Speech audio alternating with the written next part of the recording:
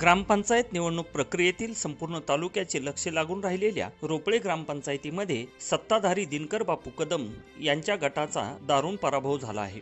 तब्बल 25 वर्षांनी सत्तांतर झाले आहे। बहुतांश तरुण उमेदवार असलेल्या रोपळे विकास पॅनलने 15 पैकी 13 जागा जिंकत दणदणीत विजय मिळवला आहे। पंढरपूर तालुक्यात ग्रामपंचायत निवडणूक कार्यक्रम जाहीर झाल्यापासूनच रोपळे ग्रामपंचायत निवडणुकीकडे सर्वांचे लक्ष लागले होते, कारण या ग्रामपंचायतीमध्ये गेली 20-25 वर्षे गावात सत्तेत असलेले आणि मुरब्बी नेते विद्यमान सरपंच दिनकर बापू कदम यांच्या समोर रोपळे विकास पॅनलच्या तरुण आणि नवोदित उमेदवारांनी तगडे आव्हान उभे केले होते। हनुमंत दादा कदम, विलास मेजर भोसले, पोपट दादा कदम अशा जुन्या नव्या राजकारणी मंडळींच्या नेतृत्वामध्ये आणि श्री शिवाजी भोसले साहेब यांच्या मार्गदर्शनात रोपळे विकास पॅनलच्या उमेदवारांनी लढत उभारली खरी, परंतु बहुतांश नौखे, तरुण आणि तुलनेने कमी अनुभव असलेले उमेदवार घेऊन 25 वर्षे सत्तेत असलेले आणि तालुक्याच्या राजकारणात दबदबा असलेले दिनकर बापू कदम यांच्या सोबतचा हा सामना तसा अवघडच होता। परंतु तरुण उमेदवारांनी शिस्त व संयम यांचे दर्शन घडवत मतदारांना आकर्षित करण्यास यश मिळवले आणि 15 पैकी 13 जागांवर